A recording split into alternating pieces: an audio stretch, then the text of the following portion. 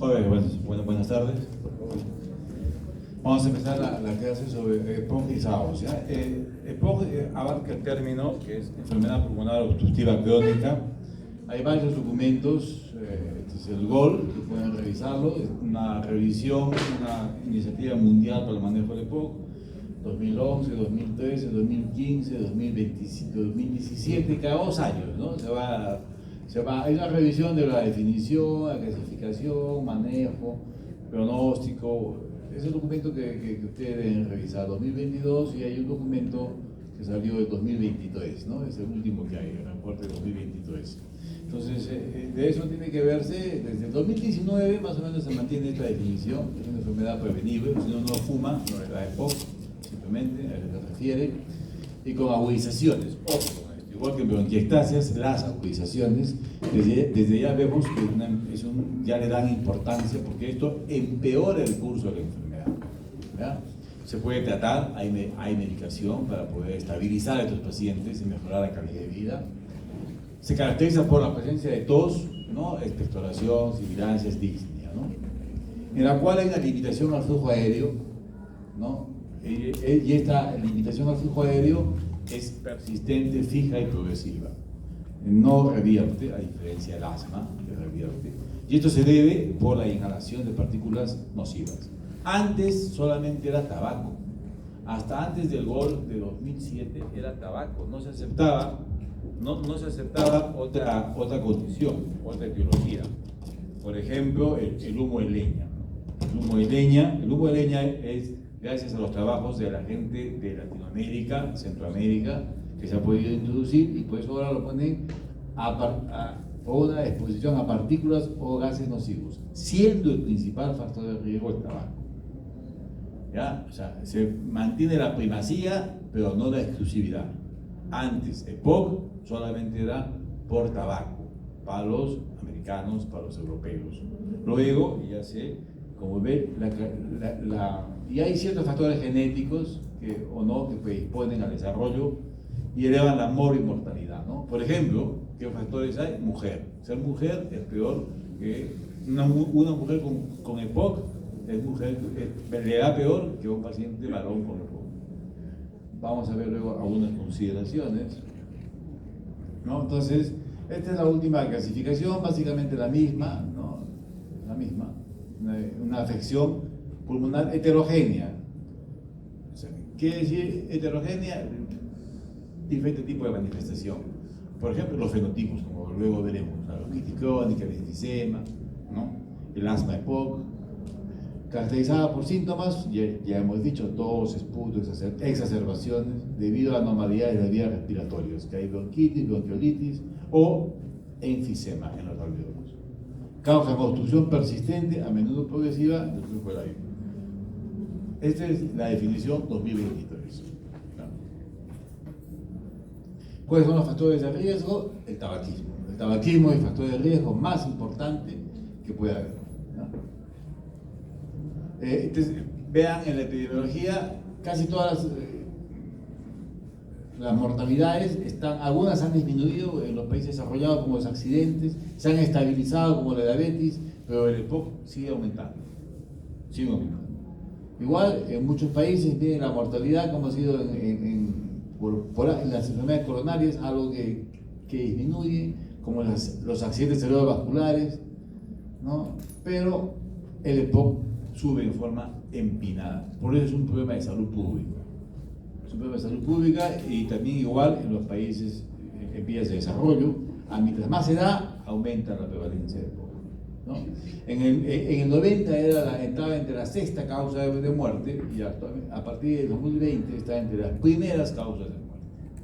Y es más, tiene relación con la enfermedad cerebrovascular y tiene con la enfermedad isquémica cardíaca. Porque recuerden que el tabaco también está metido en los fenómenos arterioscleróticos. Entonces el tabaco está metido en los fenómenos arterioscleróticos y también en los procesos de enfermedad de la vía aérea.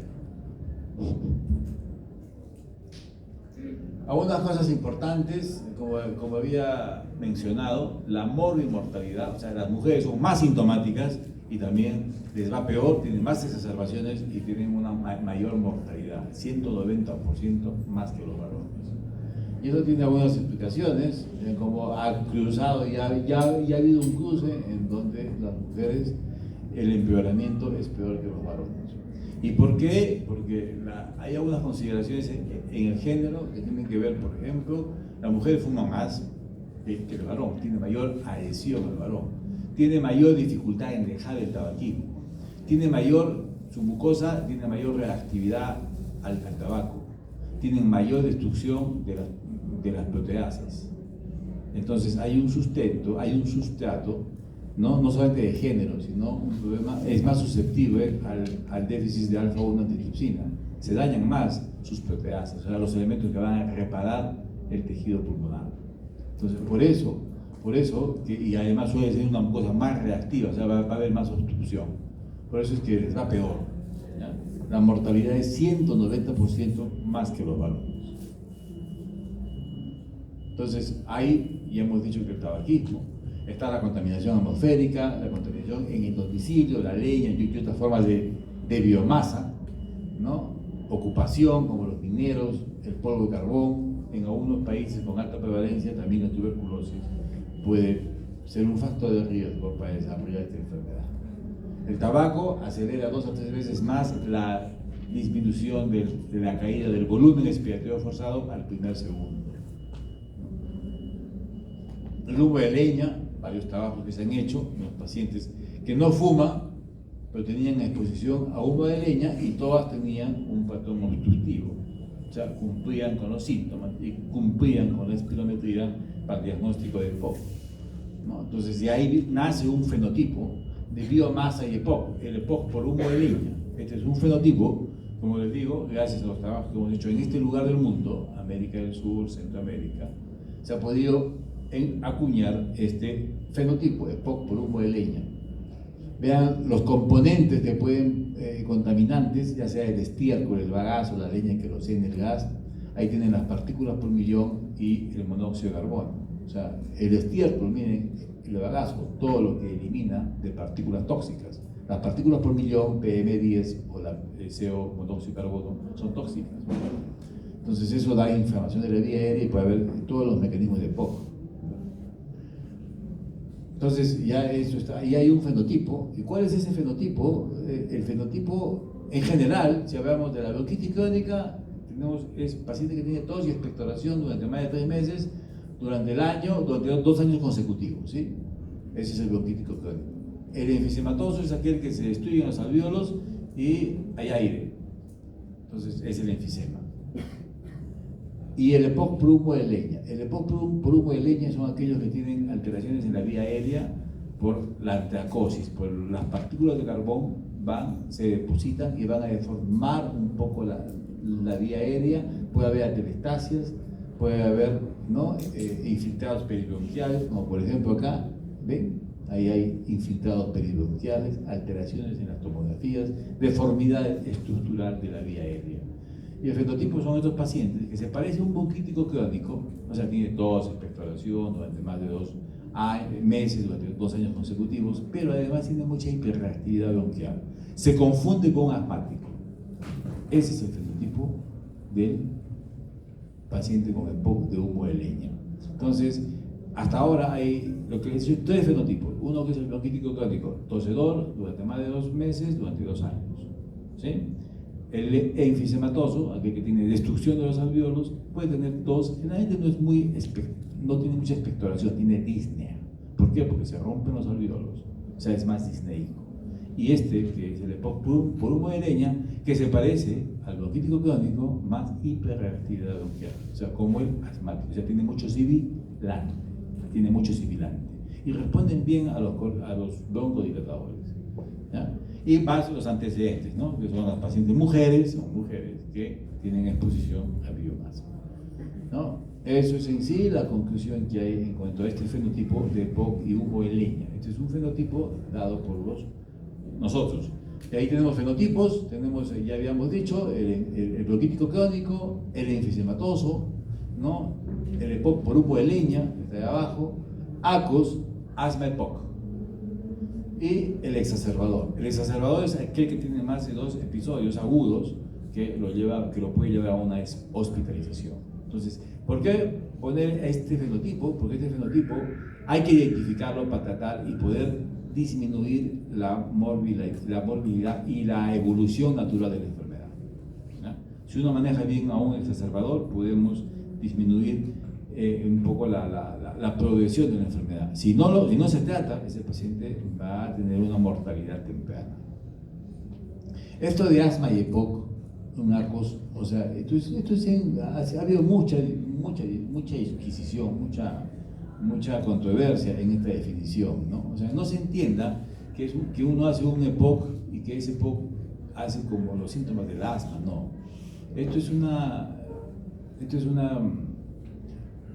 Son coexistencias de 2 enfermedades. Ejemplo, un paciente que ha sido asmático desde niño, asmático, y comienza a fumar a los 12 años. 12 años es lo que están empezando a fumar ahora.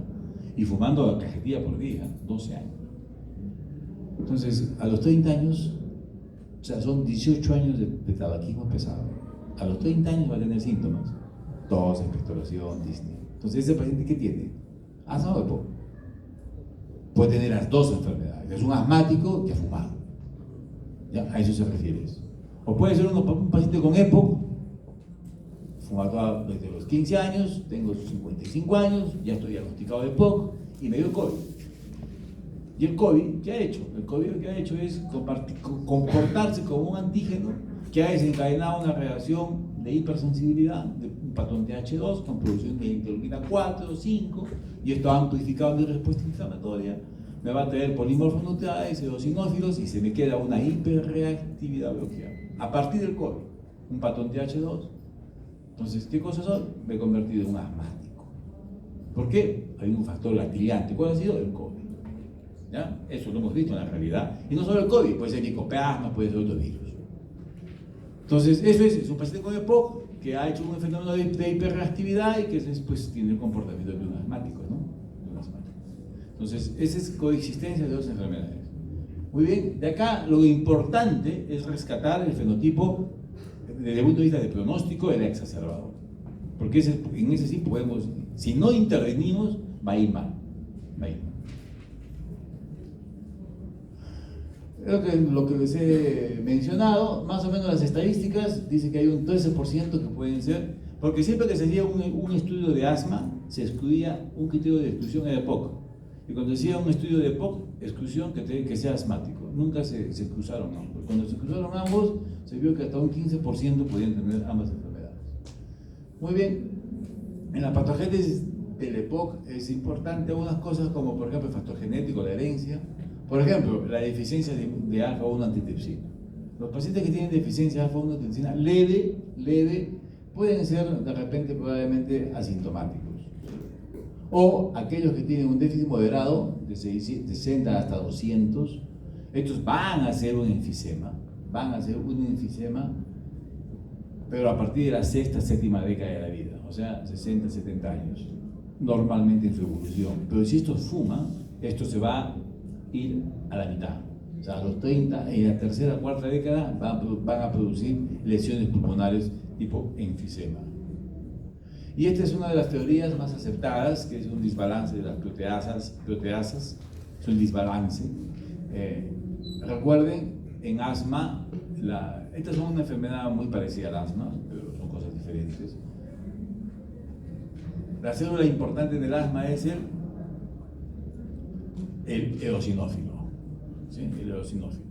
Acá es el macrófago alveolar con el neutrófilo.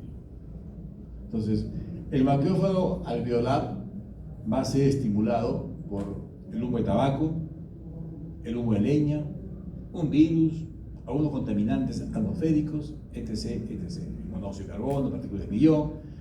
Va a hacer que ese macrófago alveolar se active, y en esa activación se va a perpetuar, va a vivir más, va a estar en la vía aérea, va a estimular por medio de de los factores quimiotásicos de los neutrófilos, la interleuquina 8, el leucotrieno B4, va a estimular y va a traer neutrófilos y también linfocitos CD8. Entonces, estas células van a ir con los neutrófilos y los linfocitos con las proteasas, ¿no? Como la elastasa, las catepsinas, van a lesionar, ya sea la vía aérea. Si es en la vía aérea, va a haber inflamación, hipertrofia, hiperplasia de las glándulas mucosas con producción de moco. Y eso nos lleva al fenotipo bronquítico crónico. Si esto se da a nivel de la vía aérea terminal, bronquiolos y alveolos, entre los septos interalveolares, se va a destruir esto y se va a dar el fenómeno de enfisema. Entonces depende dónde se dé el blanco de la lesión. El humo de tabaco generalmente da partículas pequeñas, son partículas menos de 5 micras, 7, 5, 4, 3 micras, y esas, mientras más pequeñas, tienen que ser menos de 5 micras para que puedan llegar al alveolo. Cuando son partículas, por ejemplo, como el humo de leña, estas son partículas un poco más grandes, 15 micras, y esas se quedan en la vía aérea. O sea, por eso que dijimos que el fenotipo humo de leña es más un bronquítico crónico, ¿no? Tipo asmático. ¿Por qué? Porque las partículas se depositan en la vía aérea. En cambio, el humo de tabaco puede llegar hasta el alveolo. Entonces, el humo de tabaco generalmente da más enfisema, ¿no? Y eso es por donde actúen los macrófagos alveolares con los neutrófilos, ¿no? Y los linfocitos CD8. Si van a actuar más en la vía aérea, bronquitis crónica. Y si es más en la parte parenquimal, en la parte distal, en el enfisema, perdón, en los alveolos, enfisema. Y es así como hay un desbalance, ¿no? Aumentan las elastasas, la proteinasa, la catepsina, y disminuye la alfa-1 antitripsina, ¿no? O el elafin o las antiproteasas. Entonces hay aumento de las proteasas y disminución de las antiproteasas. Este es un esquema que uno debe tener. Al lado derecho está el bronquiolo respiratorio, una sola fila de células con sus glándulas y los alveolos, los espacios alveolares con los neumocitos. Cuando hay esta enfermedad, se pueden romper esos espacios interalveolares, lo que es el enfisema, y ahí se tapa aire. O hay esta deformidad en la vía aérea pequeña, a nivel de los bronquiolos, con edema, hipertrofia, hiperplasia, más glándulas, moco, y miren cómo disminuye la luz. Esa es la obstrucción que hay en la vía aérea. Tanto por disminución de la vía aérea o por atrapamiento de aire en los alveolos. El aire que entra en los alveolos se va a quedar ahí al alveolo distendido, o sea, va a haber aumento del volumen residual. Entonces el pulmón se va a ir agrandando, y mientras más enfermo, mientras más destrucción, va a ir agrandándose más, por eso que aumenta la capacidad pulmonar total, a base del volumen residual. Eso se llama atrapamiento aéreo. Está atrapando aire. Además, en la fisiopatología también tiene que ver el estrés oxidativo.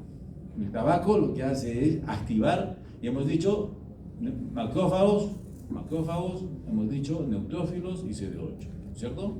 Citoquinas, interleuquina B4, interleuquina 8, leucotrieno B4, pero además hay una serie de radicales libres, como están ahí. Y esos radicales libres no solamente van a tener un efecto a nivel del pulmón, sino también a nivel hepático, a nivel de glóbulos rojos, a nivel de músculos, y se hace un efecto sistémico de esta enfermedad, ¿ya? Eso se llama el estrés oxidativo.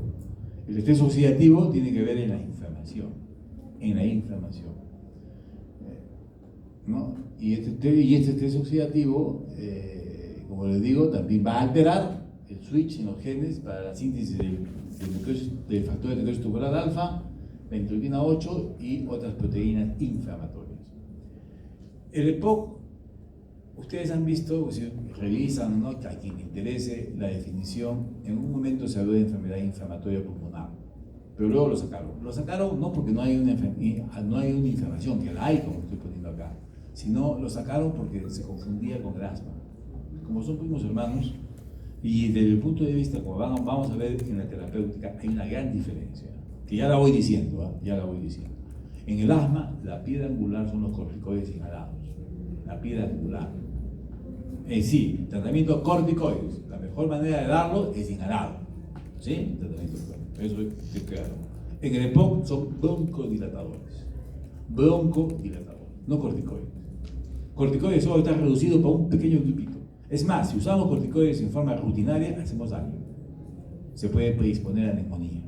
Ojo. Por eso que por esa confusión no han sacado la palabra inflamatoria, para no confundirnos. Pero desde el punto de vista nosológico, lo que estamos viendo sí es una enfermedad pulmonar con inflamación, y no solamente en el pulmón, sino sistémica. Y a eso se refiere esto, ¿no? Como los radicales libres, el peróxido de hidrógeno, el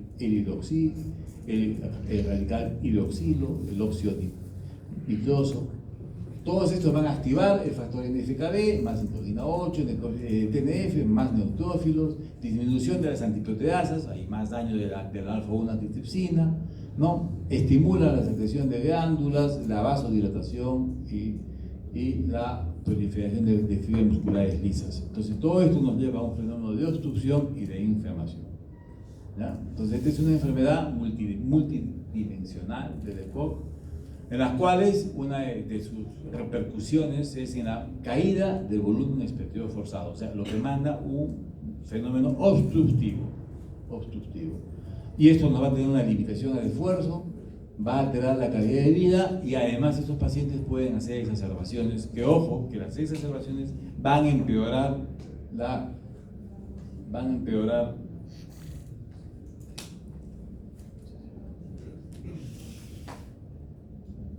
el curso de la enfermedad, van a agravar.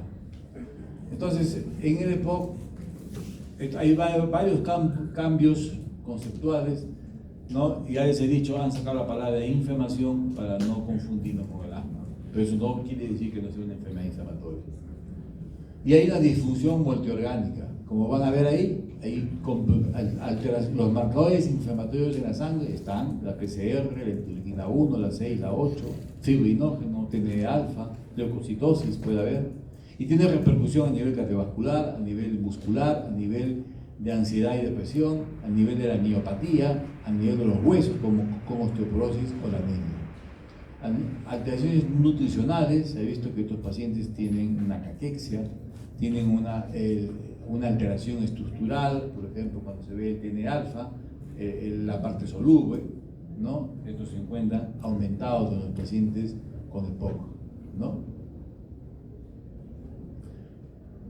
¿Y qué pasa con la enfermedad, con la disfunción muscular esquelética? Lo que sucede es que tanto estas citoquinas como el exceso oxidativo causan apoptosis de las células musculares. Apoptosis. O sea, pueden perder hasta el 50% de la masa muscular. Y el otro 50% es disfuncional. Por eso que los pacientes con EPOC, ustedes si los ven, son delgados. Y sus piernas son bien delgadas, como cañas de bambú, así se llama, cañas de bambú. Y no es, antes se decía que era por hipoxemia. O sea, la hipoxemia, claro, como no hay oxígeno, entonces no hay sustrato para que se pueda formar proteínas. Por eso es que están bajos de peso, están sedentarios, no caminan, pero esa no es la razón. Porque si ese paciente le ponemos oxígeno permanente, y que esté su saturación encima de 95, que se ha hecho, o sea, ya no hay hipoxemia. Así le des de comer un cilindro todos los días, no va a subir de peso. No va a subir, no sube de peso porque no forma masa muscular. Esa forma muscular está enferma. Entonces lo único que queda ahí es rehabilitación. Hay que hacerlo trabajar al músculo, para que el músculo con movimiento y con buena oxigenación pueda recuperar. Por eso que es importante la rehabilitación. No es para que esté deprimido, para que esté ahí triste, para que deje de ser triste. No, la rehabilitación tiene un rol importante en este síndrome de disfunción muscular esquelética. Y ya saben, inflamación y estrés oxidativo. La alteración específica es en las ubiquitinas. Las ubiquitinas son proteínas que limpian, ¿no?, todo el desecho celular. En estos no hay. Y al no haber, entonces se intoxican las células y mueren en apoptosis. Eso es lo que les he dicho, básicamente, ¿no? Y así vemos como el TNA, por ejemplo, está pues más aumentado en los pacientes con EPOC, ¿no? Al igual que los E163, todos los marcadores que tienen que ver con apoptosis y con inflamación muscular, ¿no? Ese es un músculo de un paciente normal, un C68, en cambio con los pacientes con EPOC tienen un montón de CD68, ¿no? Enfermedad cardiovascular, esto está demostrado que el efecto cardiovascular, tanto a nivel cardíaco como a nivel cerebral, la inflamación aumenta la formación de las placas ateromatosas. O sea, la aumenta. Entonces esas placas van a estar más activas y obviamente más rápido van a tapar el vaso. Por un lado, infarto cardíaco. O se va a romper la pared y puede dar ACVs en los pacientes cerebrales. Ansiedad y depresión. No están tristes y deprimidos porque no se pueden movilizar, están encerrados en un cuarto. No, los mediadores de la inflamación tienen un efecto a nivel del hipotálamo, de la pituitaria, ¿no? De todo el eje. Estas citoquinas, como la interleucina 1, por ejemplo, ¿no? Tiene que ver con los neurotransmisores y nos lleva a un estado de depresión. No es con consecuencia de su estado de vivencia, sino pues un estado de citoquinas que tienen un estímulo activando los neurotransmisores y dando un cuadro de síndrome depresivo.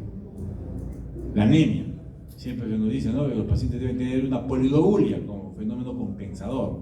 Claro, tienen, pero un 20% pueden tener anemia. ¿Y cuál es el efecto? Es que también las citoquinas, interleukinas 6 y 8, van a ir y van a afectar en la médula la actividad del factor eritropoyético renal. O sea, no actúa el factor eritropoyético renal, por consiguiente no hay anemia. ¿Qué es lo que se ve en todas las enfermedades crónicas? ¿No? La mayoría de enfermedades crónicas son que estas citoquinas, ya sea quien sea, ya sea tuberculosis, alguien quien la causa, va y bloquea la inhibición de la eritropoiesis en la médula, sobre todo bloqueando la acción del factor eritropoyético renal. Entonces, y es así como los pacientes pueden tener anemia. ¿Ya? La osteoporosis, hay una mayor reabsorción del hueso por la acción del estrés oxidativo y por las citoquinas inflamatorias. Se va a reabsorber. Entonces, como han visto, esta enfermedad no solo tiene un efecto de síntomas respiratorios, tos, expectoración, que me falta el aire. No. Ahí tiene además un comportamiento sistémico. Entonces, esta es una enfermedad más benigna o más maligna que el asma. Más maligna, ¿no? El asma es una enfermedad inflamatoria solo de la vía aérea y no tiene compromiso sistémico, solo de la vía aérea. Esta es una enfermedad que nace en la vía aérea porque tenemos un agente externo que va a desencadenar todo. Por eso que dice que es prevenible. Yo no fumo, no me va a dar. Yo no cocino con leña, no me va a dar. Yo cuido la ciudad como autoridad, como alcalde, la cuido de la ciudad, voy a proteger a mi gente de esto. ¿Por qué las mujeres le da más EPOC? También una de las cosas. La mujer del campo, ¿quién es la que cocina? La mujer. O sea, en el campo, en el mundo agrícola, en el mundo altoandino, ¿quién cocina? La mujer. El hombre no cocina, es la mujer. La mujer está expuesta. ¿Quién es el niño, el hijo que se queda en la casa y quién va al campo? ¿El hombre o la mujer? La mujer se queda con la mamá. Entonces esa niña, desde que está en la espalda, está expuesta como es niña. O sea, desde que nació. Hasta los 14, 17, 18 años se casan, se van a formar y ya dejan de estar como ayudantes, no son ellas después. O sea, los 50 años están inflamadas por tanto humo de leña. En cambio, la mujer ejecutiva, o sea, la de ciudad, anda más en la calle. O sea, eso se ha medido, eso está medido. Le gusta más la calle. La mujer ejecutiva para en la calle, o sea, entonces está más expuesta a la contaminación atmosférica. Eso por un lado. Y por otro lado, también la mujer ejecutiva fuma. La mujer del campo no fuma. Entonces ellas fuman. Y cuando fuman, ya les he dicho, tienen mayor adherencia al tabaco. Entonces, por ambos lados, el estilo de vida también ataca un poco más a la mujer en las condiciones que les he mencionado. ¿Ya? Muy bien. Esto es todas las comorbilidades que puede tener un paciente con EPOC, ¿no? Cardiovasculares, problemas digestivos, metabólicos, como el colesterol, como las dislipidemias. Pero aquellas que están cercanas a ese redondo, a esa línea punteada, discontinua de Neveu, los que están adentro de esos, todos tienen impacto en la mortalidad. Por ejemplo, los pacientes se suicidan, ¿no? Se matan. Como están oxígeno dependientes, se suicidan, o sea, están depresivos. Entonces tenemos que tratar la depresión, si no aumenta la mortalidad, porque se mueren. Hay que buscar los cánceres de esófago, de pulmón, de tubo digestivo, pulmón. ¿Por qué? Porque por más que estén bien tratados, aparece un cáncer y los matan. ¿Sí? O efectos cardiovasculares. infartos, ACVs. Entonces, no parece que se bien tratado de la hipertensión, tiene que ser tratado bien de las dislipidemias para poder impactar en la mortalidad. Entonces, esta enfermedad está asociada con otras situaciones de salud que va a aumentar la mortalidad. Esto es importante, se llama el comorbidoma. ¿Ya? Es importante porque si queremos impactar en disminuir la mortalidad, no solamente de la mortalidad de la enfermedad, sino de otras enfermedades que pueden estar ligadas o no. Por ejemplo, la depresión sí puede estar ligada, entonces hay que tratarla, ¿no? Puede ser una dislipidemia. Esa dislipidemia no está ligada, pero como tienen enfermedad de los vasos, como puede tener arteriosclerosis, lo va a complicar y puede morir por un ACV. Por mejor que yo pueda tratar la obstrucción de la vía aérea. ¿Sí? A eso se refiere. Entonces, esto es importante porque también hay que tratar las comorbilidades. No solo la enfermedad, sino las comorbilidades para impactar en la mortalidad. Muy bien, pasaremos rápido. La evaluación diagnóstica y funcional. En la evaluación diagnóstica, los síntomas, como la disnea, la tos, la producción de esputo, la exposición, que es lo que tienen que averiguar. Y el diagnóstico es espirométrico, funcional. La obstrucción es la disminución del volumen expiratorio forzado primer segundo entre la capacidad vital forzada menos de 70. Eso es el patrón obstructivo. ¿Ya? Entonces, los síntomas, ya les he mencionado, la limitación del flujo aéreo, exacerbaciones y la comorbilidad. Desde los años 2007-2011 se ha tratado de hacer un modelo, y eso voy a explicar ahora, un modelo. Como esta es una enfermedad heterogénea, multidimensional, tiene varios componentes, muscular, vía aérea, entonces si todo al final se puede interrelacionar, se ha tratado de medir desde el 2013, por ejemplo, la escala, los síntomas en una escala, la modificada de Council, ¿no? La disnea modificada de Council, o el cuestionario abreviado de calidad de vida, el CAT, ¿no? El CAT. Entonces, estos son cuestionarios, simplemente ahí lo tienen, yo los voy a dejar. Entonces, tiene el CAT, ¿no? Los síntomas que se preguntan, la escala modificada de Council, ¿no? 1, 2, 3, 4, ¿sí? Entonces, esa es una valoración, o sea, la clínica por escalas. Luego tenemos la obstrucción, es otro, vamos a ver de acuerdo a los grados de obstrucción, ¿no? Los grados de obstrucción, si es leve, moderada, severa o muy severa. Cuando es leve es cuando hay un patrón obstructivo, o sea, el índice de tifenado menos de 70, pero el volumen expiratorio forzado mayor de 80. Cuando es moderado, siempre el tifenado es menos de 70, pero el volumen expiratorio forzado entre 50 y 80. Severo entre 30 y 50, y muy severo menos de 30. Entonces, patrón obstructivo, índice de tifenado menos de 70. ¿Y quién pone el grado de obstrucción? El volumen expiratorio forzado primer segundo. Si más de 80 es leve, y moderado, severo y muy severo, como está mencionado ahí. Entonces ya tenemos síntomas, escalas, Council, CAT. Limitación al flujo aéreo, obstrucción con la espirometría, y de acuerdo al grado, por el volumen expiratorio forzado. Y las exacerbaciones, cuando hay más de 2 exacerbaciones o hay menos de 2 exacerbaciones. La exacerbación, ya les dije, tiene un rol importante porque previene la mortalidad. Y acá también ya les dije que había que manejar las comorbilidades, porque al manejar las comorbilidades también podemos disminuir la mortalidad. Y así es como se hizo unos parámetros para manejar esta enfermedad, ¿no? Y cómo vamos a definir y certificar la gravedad del EPOC. Entonces, hemos dicho, por ejemplo, antes se usaba el patrón obstructivo, ¿no? Lo que es leve, moderado, severo o muy severo. El de riesgo es aquel paciente que tiene el factor de riesgo, fuma. Yo fumo una cajetilla diaria durante 10 años, pero todavía mi espirometría está normal. No tengo ningún patrón, o sea, soy un patrón, tengo el riesgo, pero todavía no tengo la obstrucción, o sea, todavía no tengo EPOC, porque para EPOC tengo que tener obstrucción, ¿no? Pero sí soy un paciente de riesgo. Acá se creó el BODE. El BODE es un índice muy bueno que nos permite ver más o menos la heterogeneidad de la enfermedad. BODE, la B es el índice de masa corporal, B, índice de masa corporal, que está viendo lo que es la masa muscular. La O es la obstrucción por la espirometría. La D es la disnea en la escala de disnea. Y la E es el test de caminata. O sea, que eso nos mide el esfuerzo. O la combinación, que es el cardiopulmonar, ¿no? Cardiopulmonar. Entonces, de esa manera podemos medir. Miren, por ejemplo, el primer paciente tiene un volumen expiratorio forzado de, ¿cuánto tiene? 28, ¿no? 28, el primero. Y el último tiene un volumen expiratorio de 34. O sea, ¿cuál está peor? El primero, ¿no? Desde el punto de vista obstructivo, 28. Los dos últimos tienen 35. Uno es muy severo y el otro es, digamos, está en el límite de severo. ¿Sí? El tercero, por ejemplo, es severo. Y el otro sería muy severo. En teoría estaría peor. Pero mire, el otro camina 230 metros.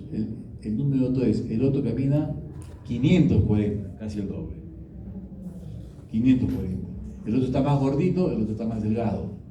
El primero tiene PO2 70, el otro tiene 66. O sea, a pesar que uno tiene menos obstrucción, está peor.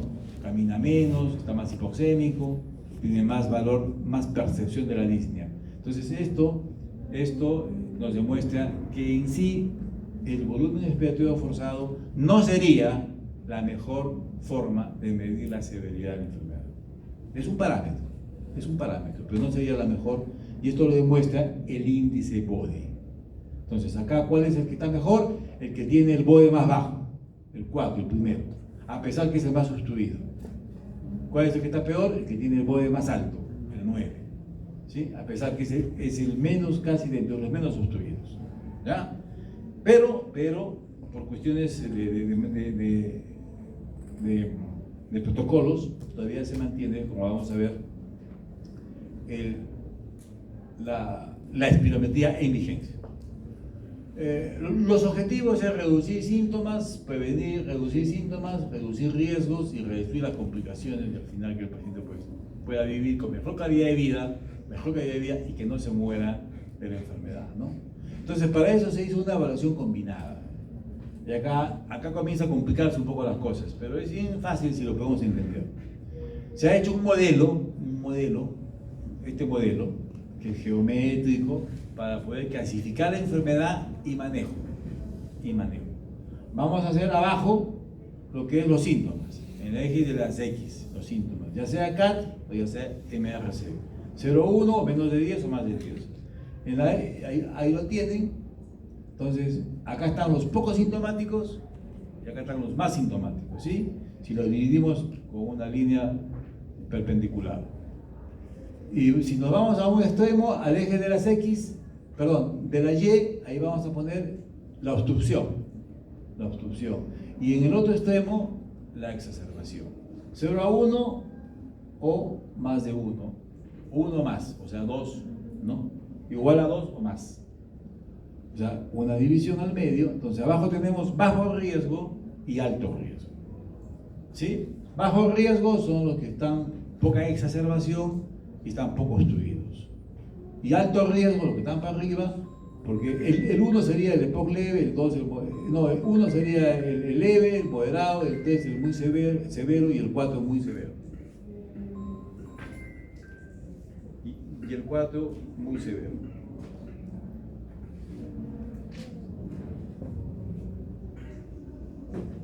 Sería muy severo. Entonces, los de abajo serían bajo riesgo y los de arriba alto riesgo. Entonces, bajo riesgo y alto riesgo. Para un lado, pocos sintomáticos y más sintomáticos. Entonces, de esa manera se hizo unos cuadrantes. A, B, C y D. Esto tenía una vigencia hasta el 2016 más o menos. El grupo A, grupo B, grupo C, grupo D. Si uno ve el grupo C, ¿qué sería el grupo C? Sería un paciente poco sintomático, muy obstruido y exacerbado. No, exacerbado. Arriba son los exacerbados.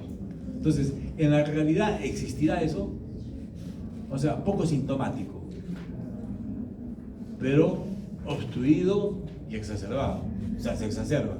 ¿Cómo se va a exacerbar pues, si no es sintomático? ¿Me entienden? O sea, eso matemáticamente da. O sea, da, como uno dice, todo lo que corresponde. Pero en la vida real, ese C no está, como que no cuadra, ¿no? Miren cómo se ha ido, todo esto es del GOL, 2011, 2015, 2017. La gente ha tratado para que en atención primaria se pueda manejar bien esta enfermedad. Entonces, eso nos llevó a unos cambios. Ya saben, ya se pueden dar cuenta que el C no es tan real. No es tan real. O sea, un paciente poco sintomático, ¿no? Pero muy obstruido y muy exacerbado. Entonces, eso no es real. El D sí, ¿no? El D, o sea, es sintomático, está obstruido y se exacerba. O sea, eso sí es compatible. El C no es compatible. Y eso pues nos llevó a algunos cambios. Esto lo vamos a pasar, porque a partir, el manejo es A, B, C y D. ¿Cómo se maneja? Ya, esta es la historia. Lo pongo ahí sobre todo para que sepan lo que son las siglas. SABA es broncodilatador de acción corta beta-adrenérgico. Acción corta beta-adrenérgico. SABA. SAMA es acción corta antimuscarínico. Ejemplo, salbutamol. Y abajo, broncodilatropio. ¿Ya? En el B, LABA es de acción larga, es beta-adrenérgico. Ejemplo, indacaterol. O LAMA es anticolinérgico. O sea, acá hay dos tipos de broncodilatadores fuertes: los beta-adrenérgicos y los antimuscarínicos. Ambos tienen de acción corta y ambos tienen de acción prolongada. ¿Ya? Entonces, eso se refiere a SAMA, LABA, ¿no? Y luego ya combinaciones. Y SI es corticoides inhalados. Entonces, lo que pueden ver acá es que C y D tiene corticoides inhalados. C y D. ¿Ya? Entonces, como ven, A y B no usa corticoides. Entonces, los corticoides, digamos, es para los que están de más riesgo, los más exacerbados. ¿Sí? Muy bien. Entonces, en el 2017 hay un cambio. ¿Y cuál es el cambio? Sacar ese que estaba ahí, tratar de sacar ese grupo C. ¿Y cómo lo sacan? En parte, dicen, primero el paciente tiene que ser con diagnóstico confirmado por la espirometría, y hemos dicho cuál es el patrón, es menos de 70, y menos de 70 hay que hacer un efecto broncodilatador. Eso me olvidé decir. El volumen expiratorio forzado es post-broncodilatador. O sea, yo hago una espirometría, tengo una relación del volumen expiratorio forzado a capacidad vital menos de 70, 65, patrón obstructivo, ¿sí? Luego miro el volumen expiratorio forzado, lo normal es por encima del 80%. Tengo un porcentaje predicho de 65, ese es un patrón obstructivo moderado, ¿sí? Pero me hago el broncodilatador y de repente revierto a lo normal. Sigo con mi índice de bajo, pero ya el volumen expiratorio forzado es normal, 85. Ese es un EPOC leve. O sea, el volumen expiratorio forzado es después del broncodilatador, para poderlo clasificar en leve, moderado, severo o muy severo. ¿Ya? Pues eso dice ahí, volumen expiratorio forzado post-broncodilatador. Entonces hay que evaluar la limitación flujo aéreo. O sea, tenemos el GOL 1, 2, 3 y 4. Y ahí tenemos si es menos de 30, 30, 50, 50, 79 o más de 80. Y luego echamos en un lado va a estar, sigue este A, B, C y D, pero solamente tomando en cuenta los síntomas y tomando en cuenta las exacerbaciones. Síntomas y exacerbaciones. ¿Ya? Entonces la obstrucción sale. Y acá se complica un poco el tema, porque ya como digo acá, en el 19, ¿no? Sacan la obstrucción y se queda A, B, C y D. Y acá las recomendaciones son: el A, un broncodilatador de acción corta; el B, puede ser uno de acción prolongada; el C, de acción prolongada, se recomienda el LAMA, es mejor el LAMA; y en el paciente D se puede asociar el LAMA, LABA e incluso un corticoide inhalado, solamente el corticoide inhalado si el paciente tiene aumento de eosinófilos, más del 3%, ¿ya? Más del 3% si tiene, esa es la recomendación para los corticoides. Entonces, como pueden ver, ahí a los corticoides ya los han arrinconado solo a un grupito dentro de los pacientes D. ¿Ya? D. Entonces ese es otro mensaje. La conclusión acá es que la terapia es más con broncodilatadores y los corticoides solamente a los que están más sintomáticos, obstruidos y exacerbados, pero que tengan eosinofilia. Y así es como se maneja, como esta es la recomendación del GOL 2009. Acá entonces, pero acá también la cosa se complica un poco, porque miren, puede haber un paciente que tenga, o sea, ¿cómo se maneja esta tabla? Esta tabla se maneja, si un paciente tiene una obstrucción del 50-79, ¿sí? Tiene 55, ¿sí? Eso sería GOL, ¿qué tipo? 2. Muy bien. Pero tiene síntomas, tiene un CAT de 15 y nunca se ha exacerbado. ¿Qué grupo es? B. Entonces, ¿cuál es su clasificación? 2B. 2B. ¿Ya? O puede ser un paciente, el mismo, tiene 55, pero no tiene síntomas. O sea, es un 2A. Así es. Entonces puede haber 1A, 1B, 1C, 1D, 2A, 2B, 2C. Entonces se maneja de acuerdo a la letra. Se maneja de acuerdo a esto. A, B, C y D. Entonces, si yo voy a manejar por A, por B, por C y C, ¿para qué estoy poniendo 1, 2, 3, 4, 5? O sea, 1, 2, 3, 4. O sea, hay otra contradicción. Que el papel aguanta, pero la realidad no. Como ven, esto lo vamos a pasar, luego vamos a ver esto, y viene luego el GOL 2023, el de ahora. Como nos ha dado tantos problemas esto, ¿cuál fue el primer problema? Primero se quiso encasillar en una forma matemática. Y en esa forma matemática el grupo C no encajaba. ¿Por qué? Porque es poco dado, que sea poco sintomático, muy exacerbado y muy obstruido. Entonces, luego dijeron, ya, vamos a tener, claro, de acuerdo a la obstrucción y vemos cuál, porque puede haber un paciente 3, o sea, un muy severo, 4A, o sea, muy obstruido y poco sintomático. ¿Puede haber? Sí puede haber. Ojo a esto.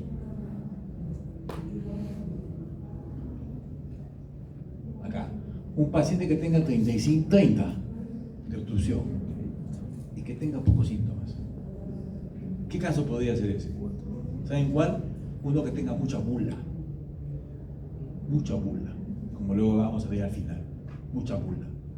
O sea, entonces la bula, y es un paciente que no quiere caminar, que es hipoactivo, que está sentado, se pone su oxígeno y está ahí. No tiene tos, sí, no tiene mucha tos. Tiene lista, pero como no camina, está sentado ahí, viendo el periódico, viendo televisión, durmiendo, come, va al baño, regresa. Es un 4A. Nunca se ha exacerbado. O sea, ese paciente sí puede existir. ¿Ya? Entonces, por eso pusieron este tipo de... O puede haber un 4C, un 4D, un 4B. Pero aún así era muy complicado, ¿no? Al final tú vas a manejarlo por la letra, no por el número. Entonces, y eso en la realidad no era muy dado, entonces cambia acá. Y desaparece el C y el D. El C y el D. Y se reemplaza eso por un E. Exacerbación. Entonces, acá ya solamente hay 3 grupos. A, B y E. Esto sí es más real. Pacientes poco sintomáticos, que se asume que son pacientes menos graves, que se asume que son pacientes no de riesgo. Pacientes más sintomáticos, sí, que pueden ser, por ejemplo, los hiperreactivos, el bronquítico crónico tipo V leña, que es un tose, le sirve el pecho, pero no está muy obstruido, hace su vida, no tiene mucha disnea. Entonces sí puede haber. Y el tipo E, ¿sí? Que son los pacientes más obstruidos y más exacerbados, que son los de alto riesgo. Esto sí es más compatible. Entonces, esta es la variación que ha habido ahora. Entonces, y el manejo se hace de acuerdo a eso, ¿no? Por eso les dije, las otras láminas quedan para conocer así las iniciales. Entonces, el A es un broncodilatador. Puede ser de acción corta, tipo SABA, tipo SAMA, O mejor es el dispositivo que tenga la combinación de ambos. Yo puedo usar Ventolin y uso el Lipitor-Tropio. Se puede adicionar, se puede mejorar la potencia de ambos, pero es mejor cuando yo uso un dispositivo que tenga los dos juntos. Ya viene, ¿no? Ya hay una combinación. El B se usa el LAMA o LAMA, o sea, como ya es más sintomático, no va a estar cada rato aplicando medicación corta. Es mejor usar uno de acción prolongada. LAMA o LAVA. ¿Cuál es mejor? LAMA. LAMA, sí, LAMA. ¿Ya? Mejora los síntomas, previene las exacerbaciones. ¿No? Puede ser el LAMA o como indacaterol o el LAMA como tiotropio, bromuro de tiotropio. Y el paciente E ya necesita la combinación de ambos, LAMA más LAVA, que también vienen combinaciones ya en el mercado, indacaterol con glucopirrinato o olodoterol con tiotropio. ¿Cuál es el mejor antimuscarínico? El tiotropio. ¿Y cuál es el mejor, o sea, LAMA, cuál es el mejor? El tiotropio. ¿Y cuál es el mejor LAVA? Indacaterol. Lo que pasa es que ambos son de diferentes laboratorios y no los juntan. Lo ideal sería juntarlos, pero son diferentes casas. Entonces, el que tiene LAMA, el mejor LAMA, se ha buscado su LAVA. Y el que tiene el mejor LAVA, se ha buscado su LAMA. O sea, han asociado, pero los mejores no los han juntado, que son laboratorios diferentes. Entonces, pero bueno, funciona muy bien, ¿eh? Y esto les cambia la vida a los pacientes, ¿no? Les cambia radicalmente. Pacientes que están imposibilitados, con esto mejora. Por eso que recuerden la definición: prevenible y tratable, que se puede tratar. Muy bien, entonces en esto se ha resumido el manejo, que es una manera mucho más fácil, mucho más entendible. Ya no 1A, 2A, 3B, 4A, nada. A, B y E. ¿Ya? Y miren que no aparecen los corticoides inhalados. No aparecen. Aparecen como un acápite en el grupo E que tenga mucha exacerbación, o sea, pero ya son exacerbadores que tengan eosinofilia. ¿Ya? En esos pacientes se pueden usar, ¿no? Los corticoides, ¿no? Cuando los corticoides son más de 300 arriba, a favor de los corticoides, ¿no? Pacientes muy exacerbados, más de 300, o que pueda tener ese fenotipo de asmático, ¿no? Arriba son las recomendaciones. Los corticoides, ¿qué pasó con los corticoides? Hay un corticoide que no se debe usar, que predispone de la neumonía, la fluticasona. La fluticasona es muy buena en asma, pero no va bien en EPOC, causa neumonía. Entonces, no se debe usar, eso se vio en un estudio. Lo que pasa es que causa mucha inmunodepresión de las células inflamatorias, de los neutrófilos, los inmoviliza. Y al inmovilizarlos, obviamente, puede haber, no hay defensas locales y después de la neumonía. Si hay que usar corticoides, no fluticasona, sino budesonida o beclomethasona. Muy bien, y esto, bueno, sigue la recomendación para cuáles son los dos grandes problemas del paciente con EPOC. No es la tos, es la disnea y la exacerbación. La exacerbación va con tos, con expectoración, con sibilantes, ¿sí? Entonces, para la disnea, para ambos, si el paciente está sintomático, es mejor los broncodilatadores de acción larga, LAVA o LAMA, el que tengamos. Ojo, el dinero, entonces son cosas caras. Un inhalador vale 300 soles. 300 soles. Si voy a usar los dos, son 600. Entonces, por eso, uno a veces escoge uno por cuestiones económicas. El paciente no tiene, pues, ¿no? Doctor, no tengo ni 100 soles. Entonces, y esto no vale 100 soles. Entonces, LAMA o LAVA, se empieza con uno. Si siguen los síntomas, sigue la disnea, sigo con disnea, sigo que me agito. La escala de MR Council, Volcat no baja. Entonces, puedo asociar el otro. Si estaba con LAVA, le pongo un LAVA. Si estaba con LAVA, le pongo un LAVA, ¿no? Y si a pesar de eso sigo disneico, podría intentar hacer un cambio con los corticoides siempre y cuando sus estudios de sangre me digan que haya más del 3% de óxido. Igual la exacerbación, es básicamente lo mismo, ¿ya? O sea, un broncodilatador se asocia al otro o un corticoide inhalado siempre y cuando haya eosinófilos. Si sigue con si a pesar de ya lo tengo con LAMA más LABA y más corticoides, ¿sí? Pero me sigo exacerbando. Si tiene fenotipo bronquítico crónico, rofumilaz. Rofumilaz es un antiinflamatorio que se usa vía oral. Lo malo es que da diarreas como efecto secundario, pero se controla bien cuando va con bronquitis crónica, fenotípico bronquítico crónico, no enfisema. Si el paciente es fumador, puede usar acitromicina como un antiinflamatorio. La acitromicina es una droga que se usa como antiinflamatorio, se puede usar en el asma severo o se puede en los pacientes con bronquiectasias, ¿no? Inhibiendo el biofilm para los pacientes con pseudomonas. Acá también se puede usar en los pacientes fumadores que hacen enfisema o bronquitis crónica, fenotipo fumador, la acitromicina en los exacerbadores, ¿no?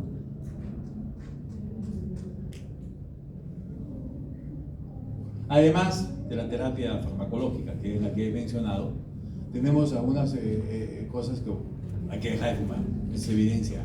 Si el paciente no fuma, yo cuando va al consultorio, si sigue fumando, no le doy la receta, no le doy. Le digo, no lo puedo tratar, simplemente no lo puedo tratar. O sea, el primer paso es que usted tiene que dejar de fumar. Si sigue fumando, por gusto vamos a gastar 400, 500, 1000 soles en medicación, por gusto. Entonces es no fumar. Si doctor, voy a dejar, ya, al mes viene y sigue fumando, entonces, no le receto. No hay que recetarle, hay que dejar de fumar, esa es la evidencia. Si ustedes le dan medicación y no le hacen ese corte de no verlo y no recetarle, él le hace estudiado. Esos pacientes se van a ir traumados. ¿Por qué? Porque el médico no me quiere atender, no me quiere ver. Eso es un factor que los induce a dejar de fumar. Si tú dices, no, sí, ya toma tu medicación, pues anda bajando la dosis, ellos van a seguir fumando. ¿Por qué? Porque psicológicamente creen que por el otro lado el daño que le va a hacer lo estamos menguando, mitigando con la medicación, y eso no es cierto. Entonces, por eso tiene que ser una relación tajante. No lo voy a tratar, no le voy a dar nada. Y él se va como vino, igualito. Entonces se va con la idea en la cabeza y cuando viene, doctor, ya he dejado, este mes no he fumado. Entonces ahí le doy su medicación y ve la diferencia, la calidad de vida, y el paciente se da cuenta y deja de fumar. O sea, es un factor, por eso que cesación de tabaco. A veces es fácil decirlo, pero no es tan fácil. ¿Cuál es lo mejor? Parches de nicotina con algún antidepresivo, tipo bupropion, ¿no? O vareniclina. La vareniclina es un antidepresivo que se va y se ubica en los receptores de la nicotina. Entonces, uno le dice al paciente, dejas de fumar, comienza a tomar las pastillas una semana antes del día D. Voy a dejar de fumar el día 17. Ya, entonces, no, voy a dejar de fumar el 10 voy a dejar, el 17 voy a dejar de fumar, el 17. Entonces tú a partir del día 10 comienzas a tomar las pastillas. 7 días deja de fumar, sus receptores están ubicados con esa droga, entonces no le viene la abstinencia. Esto es en teoría, ¿no? Es todo un equipo que hay, pero eso es lo que hay. La vareniclina con parches de nicotina. Esa es la mejor combinación para la cesación de fumar. Claro, es fácil decirle, deje de fumar, pero que lo deje de fumar no es tan fácil. Muy bien, vacunación, neumococo, influenza y COVID, cosas que también ayudan. Y bueno, ya les he mencionado cómo es ahora, este es el resumen total, cómo es el manejo de esta enfermedad, los síntomas, el CAC, la espirometría, ¿no? Las exacerbaciones y las comorbilidades. Ya saben que la espirometría fue retirada del manejo y solo nos quedamos con síntomas y con exacerbaciones. ABI, ABI, poco sintomático, más sintomático y exacerbado, ¿no? Pero llegar a eso no ha sido simple, ¿no? Han visto, ¿no? Partió con A, B, C, D, esto ha tenido revisiones por muchos vuelos, ¿no? Bueno, para finalizar este tema, hay pacientes que tienen bulas, grandes bulas, y esas grandes bulas va a tapar ahí. Si uno quiere remediar a un paciente con EPOC, es, ahí tomen aire un poquito y ahí comienzan a respirar. A partir de ahí, si quieren hacerlo más grave, inflan más el pulmón, toman más aire y a partir de ahí respiren. Así viven ellos. Entonces, ¿qué están haciendo? Al tomar aire y al respirar ahí, aumentan el volumen residual. A volumen, todo lo que está en rojo es la capacidad residual funcional. ¿Qué es esto? El volumen de reserva respiratorio más el volumen residual. Eso se llama capacidad residual funcional. Ustedes están con un volumen corriente ahorita, volumen corriente. Por debajo está la capacidad residual funcional. Lo que puedes botar de una expiración forzada más el volumen residual. Eso se aumenta, eso en rojo se aumenta. Entonces, yo lo puedo aumentar, sí, ahí lo aumento. Y a partir de ahí comienzo a respirar. Entonces, como me voy hinchando, ¿no? El tórax va creciendo, entonces el tórax sintonea, ¿no? Entonces, y así, por eso hay que desobstruirlos. ¿Y cómo lo desobstruyes? Con broncodilatadores. Hay que disminuir la capacidad. Pero a veces hay pacientes que tienen este fenotipo, grandes bulas. Lo que les decía, muy obstruido pero poco sintomático. ¿Por qué? Porque la discia no les problema. No es que no la tenga, a ver, ponlo a correr 100 metros, no va a correr. Se va a desmayar, pero si no lo hacen, no lo tienen, ¿no? Entonces, estos son los pacientes con bulas. Entonces, ¿qué hacemos? Saquemos esas bulas. En un inicio se intentó hacer por cirugía. Esto sí iba muy mal. Pacientes tan mal que se morían. Algunos vivían, pero otros no. La cirugía de reducción del volumen, o sea, sacar esas bulas, la bulectomía, trasplante de pulmón. Pero siempre quedó una cosa que tendemos, o sea, la gente es muy inteligente la que trabaja en eso. Tenemos que anular esas grandes bulas, porque esas grandes bulas, ¿qué están haciendo? Están comprimiendo al parénquima santo y no lo deja trabajar. Entonces tenemos que reducir eso. Entonces, para eso se ideó la cirugía que dije no da resultados, el trasplante, ¿sí? Lo que se hizo es, este es un video, pero acá no corre, es sellar esas zonas. Y se pudo con selladores, sustancias que hacían esclerosis, como una quelectasia. Eso tampoco no dio muchos resultados. Y luego vinieron las válvulas y coils. O sea, los selladores no dieron muchos resultados, los coils, estos coils son unos elementos de nitinol, como un acero, que puede tener una forma así predeterminada. Se estira, y cuando uno los pone en un broncoscopio, los pone en un dispositivo, los mete en un segmento distal y luego lo disparo. Y al disparar se va a salir y va a hacer esto. Entonces, ¿qué va a hacer? Lo va a torcer a los bronquios distales y se va a producir como una quelectasia, ¿ya? Y eso es lo que se hace con esto. Entonces, uno identifica esas zonas para tratar de producir una quelectasia. ¿Qué cosa es? Es un colapso. Entonces, se van a disminuir esas grandes zonas bulosas. Eso es cuando se pone coils. O se pueden poner válvulas. Esas válvulas se ponen en el segmento que está más afectado, se pone ahí, se acuña y ahí se queda como un tapón y eso se va a telestasiar. Entonces, ¿qué estamos haciendo? Reducción de volumen. Estamos disminuyendo el volumen, ¿no?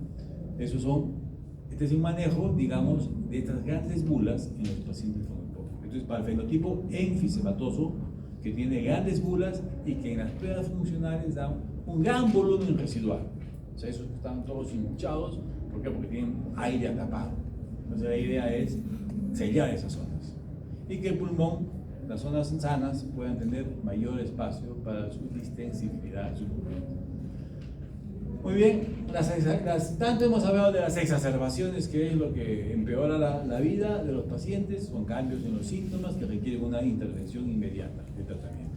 La mayoría de veces es antibióticos, es infecciones. Y como hay que sean infecciones, hay que dar antibióticos, corticoides sistémicos, broncodilatadores de acción corta, oxígeno, ¿no? Y evitar que todos los pacientes vayan a ventilación mecánica. Porque una vez que van a ventilación mecánica, es bien difícil que salgan de la ventilación mecánica. Y dentro de la ventilación mecánica hay dos formas, la invasiva y la no invasiva. Preferimos la no invasiva, que es el BiPAP, o sea, que tiene una presión de inspiración y una presión de expiración, o sea, tiene IPAP y EPAP, o sea, se llama B-level, o sea, son dos niveles, de inspiración y expiración. Son unas máscaras que se ponen acá, que dan una ventilación a presión positiva, como les digo, es no invasiva, con una máscara con ventilador. Ese es un recurso muy bueno para los pacientes exacerbados que no mejoran con la terapia convencional de oxígeno, ¿ya? Si se fracasa eso, nos queda la ventilación mecánica. Pero la ventilación mecánica aumenta a veces, muchas veces, la mortalidad y estos pacientes no salen de ventilador. Entonces hay que tratar de evitar a los pacientes que ingresen a ventilador, ¿no? Bueno, el manejo de las comorbilidades ya se ha mencionado. Si son hipertensos, manejan muy bien la presión arterial. Si son diabéticos, muy bien la glucosa. Si son dislipidémicos, manejar muy bien esto. Si son ansiosos depresivos, muy bien la ansiedad y la depresión. Un buen ejercicio, soporte nutricional para evitar la disfunción muscular esquelética, ¿no? La osteoporosis, calcio, los suplementos de calcio, fijadores de calcio. Como ven, es una enfermedad con un efecto multisistémico, y si queremos impactar en eso, tenemos que mejorar. Muy bien, de esta manera de ser revisado EPOC, y vamos a hacer en 10 minutos lo que es SAOS. Si tuvieran alguna pregunta, rápidamente, esto de la enfermedad de apnea hipopnea del sueño es un fenómeno, es otra enfermedad de la vía aérea que tiene que ver un tanto con un factor mecánico y un factor también bioquímico, ¿no? Bioquímico, no solamente mecánico. Esto se nació como un fenómeno mecánico en la cual había trastornos de la arquitectura del sueño, ¿no? Dentro de las parasomnias, ¿no? Dentro de las parasomnias, las disomnias. ¿Qué disomnia? Dificultad para iniciar o mantener el sueño, sobre todo para mantener el sueño, ¿no? O el exceso de sueño, la hipersomnia. Y las parasomnias son trastornos del sueño que no causan primeramente insomnio ni hipersomnia. Catarsados, entonces ya esto fue más o menos así estudiado, cuando se ha hecho encuestas sobre, miren, la cantidad de sueño, lo que tiene que ver con el estrés, la calidad de vida. ¿Cómo debe un adulto sano, cuántas horas debe dormir? 7 a 9 horas de sueño. Y los niños de 10 a 11 horas de sueño. ¿Ya? Para tener más o menos una vida sanamente equilibrada. Son las horas de sueño. Ustedes duermen como los niños, 11 horas. Muy bien. Entonces, en la definición son pausas respiratorias más de 10 segundos de duración en número de 10 o más cada hora. ¿Ya? Esto es lo que, y eso nos va a llevar a una disminución del oxígeno y aumento del CO2. Hay tipos de apneas, las apneas obstructivas, las apneas centrales. Las apneas centrales son aquellas apneas que tampoco no hay comando respiratorio del centro, entonces no hay movimientos respiratorios. Las apneas obstructivas, si hay comando, si hay actividad central, ¿no? Y hay movilidad también, puede haber movilidad o disminución de la movilidad, pero hay una obstrucción de la vía aérea. Son las apneas obstructivas, ¿no? Puede haber mixtas también, puede haber mixtas. De los pacientes que tienen esta patología, baja el oxígeno, aumenta el CO2, y en ese momento el paciente se despierta.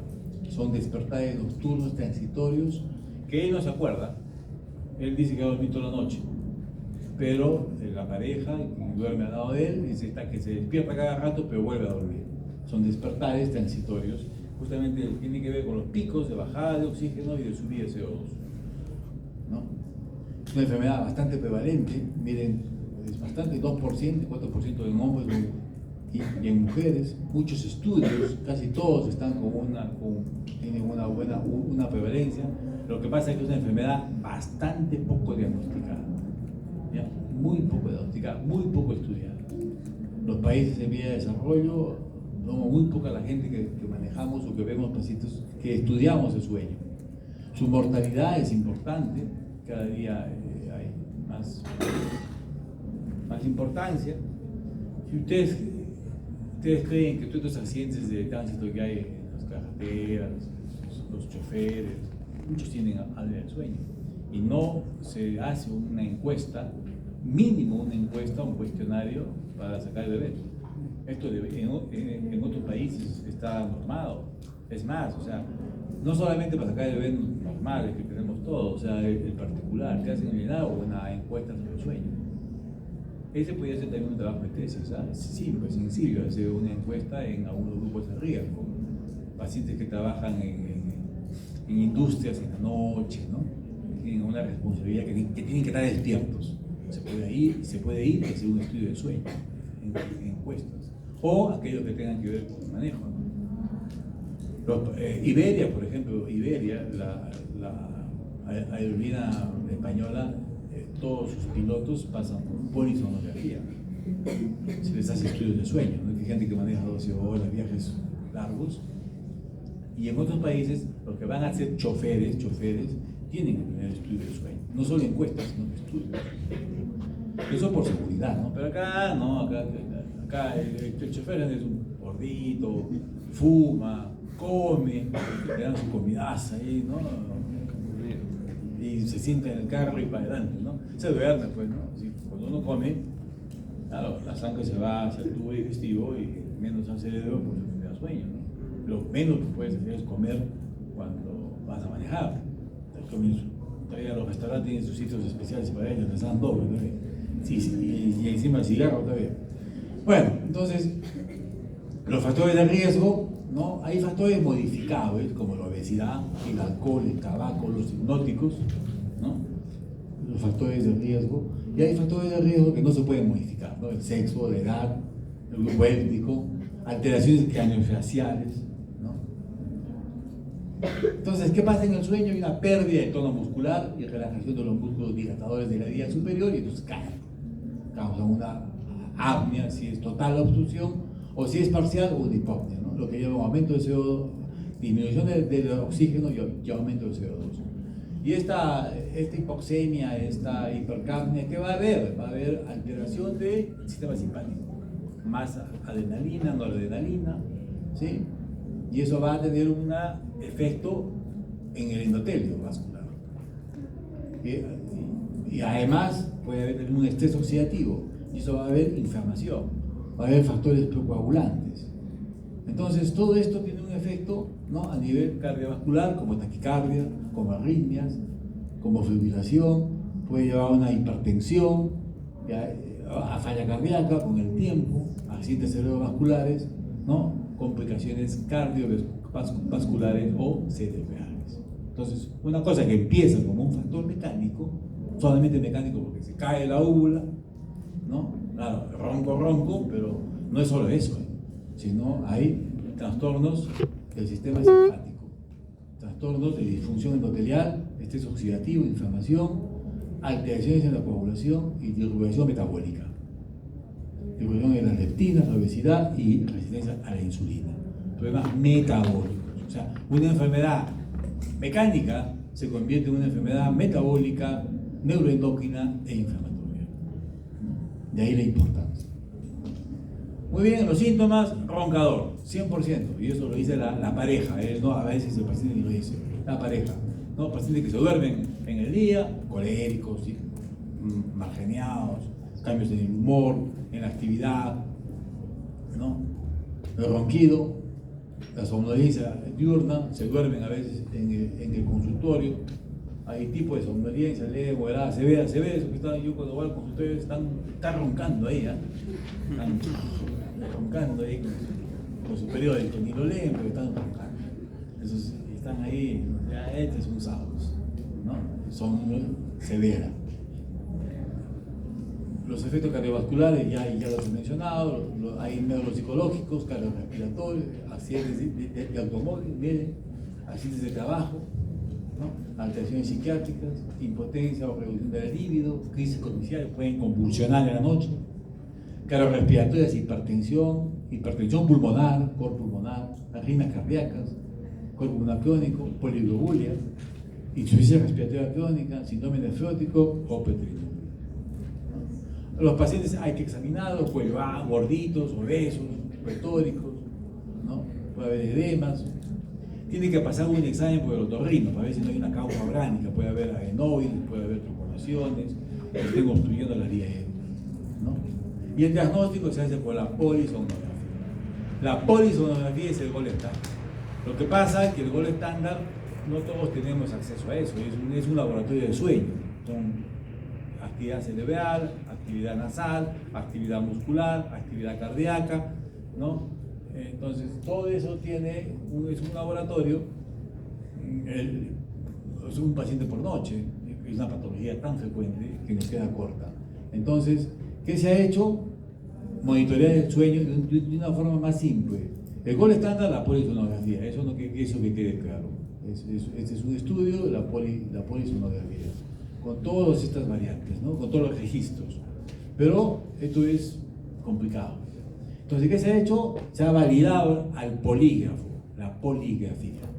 La poligrafía son elementos de diagnóstico portátiles, es como un holder, como un mapa que usan para la presión, el paciente se lo lleva, ¿no? Se lo lleva a casa, tiene una tarjeta, esa tarjeta se pone en la máquina, uno lo puede leer, hoy en día, de ahí puede irse a la nube y uno puede ver en su casa el estudio, ¿ya? Entonces podemos hacer el diagnóstico de esta manera, entonces el polígrafo. Entonces esto sí es más fácil que la polisonografía. Entonces los pacientes que tienen cuadro clínico, ojo, compatible, y poligrafía positiva, ahí queda, tratamiento. Aquellos que tienen cuadro clínico positivo y polisonografía negativa, poligrafía negativa, polisonografía. O sea, solamente se hace polisonografía a los que clínicamente, yo digo, tienes AOS, pero este estudio dice que no, entonces voy al otro. Pero si este dice que sí, ahí queda. No es necesario la polisonografía, ¿no? Estos son registros más simples, ¿no? Entonces, ¿ven? Como ven ahí, cada vez son más simples estos estudios. Son unas correitas acá con un dispositivo, con una cánula binasal y punto, ¿no? ¿Ya? El diagnóstico se puede hacer incluso ya no toda la noche, incluso se puede hacer hasta la siesta. Hay ciudades donde la gente se siesta o el paciente se siesta. Yo duermo de 12 a 2, a 3, ya pues ahí se le hace, ¿ya? Y el tratamiento es el CPAP, ¿ya? Cuando hay un índice de hipopnias mayores de 20, es indicativo, o cuando hay de 5 a 20, pero además tiene síntomas diurnos. Por ejemplo, tiene somnolencia, ¿no? Es hipertenso, síndrome metabólico. Tratamientos no farmacológicos, no alcohol, no sedantes, que duerman de costado, porque cuando uno duerme boca arriba, entonces todo se descuelga, tiene que dormir de costado. Hay algunos instrumentos que nos pueden permitir que el paciente no se llegue a poner en su cúbito respirador, sino de costado. Eso también ayuda. En algún momento se usó la progesterona, metilpirina, naloxona, eso es historia, eso no se usa ahora. Lo pongo ahí porque está bien. El CPAP, ese es el tratamiento. Es una máquina que da una presión continua en la vía aérea y eso hace que venza la resistencia del colapso del paladar blando, de la úvula. Entonces, entra presión, generalmente a 9, a 10, eso se va titulando, ¿no? Si el paciente es delgado, entonces con 9, 10, 7, 8, 9. Si es más gordito, cuello más corto, de repente más presión, 10, 11. Eso se va titulando, se titula. Se titula cuando deja de roncar. Le pongo 7 y sigue roncando. Entonces le pongo 8. Sigue roncando, le pongo 9. Se va aumentando la máquina, 9. Ya ronca menos, ya está mejor. Le pongo 10, ya no ronca. Ya, lo dejo ahí. No, media hora, no ronca, ya, ese es su título, 10. Así es. Sigue roncando, 11. ¿No? Entonces, esa es la titulación, el CPAP, ¿ya? Hasta que deje de roncar. Generalmente entre 9 y 10 es lo que conseguimos los objetivos. Pero eso depende de la contextura del paciente.